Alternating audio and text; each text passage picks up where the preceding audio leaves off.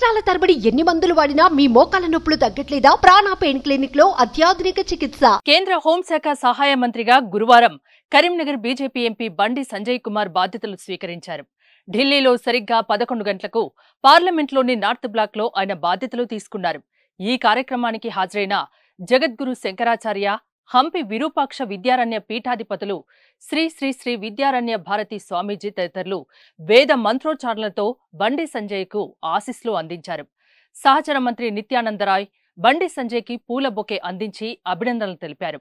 భద్రతా కారణాల రీత్యా కార్యకర్తల అట్టహాసం, నాయకుల సందడి లేకుండా అత్యంత నిరాడంబరంగా హోంశాఖ సహాయ మంత్రిగా బండి సంజయ్ బాధ్యతలు తీసుకోవడం విశేషం.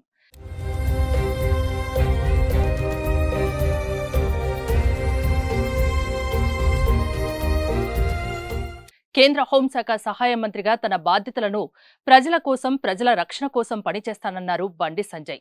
అంతకుముందు తన అధికారిక నివాసంలో బండి సంజయ్ని కలిసి శుభాకాంక్షలు తెలియజేసేందుకు తెలంగాణ నుంచి భారీ సంఖ్యలో బీజేపీ నాయకులు, కార్యకర్తలు తరలివెళ్లి బండి సంజయ్కు జేజేలు పలికారు. కొంతమంది నేతలు పుష్పగుచ్చాలు, శాలువాతో కేంద్ర మంత్రిని సత్కరించి స్వీట్లు తినిపిస్తూ శుభాకాంక్షలు తెలిపారు.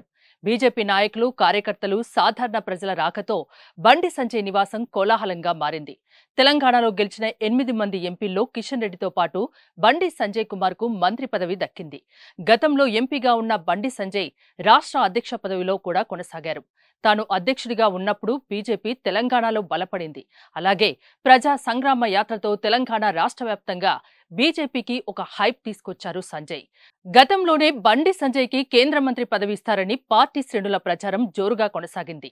కానీ ఇప్పుడు మోదీ కొత్త మంత్రివర్గంలో తెలంగాణ నుండి బీసీలకు ప్రాధాన్యమివ్వడం, ఈ క్రమంలోనే బండి సంజయ్కు పదవి దక్కడం జరిగాయి.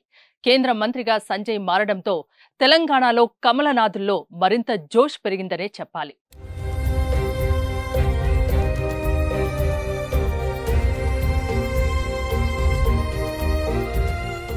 సుమన్ టీవీలో మీ పర్సనల్ అండ్ బిజినెస్ ప్రమోషన్స్ కోసం కింది నెంబర్కి కాంటాక్ట్ చేయండి.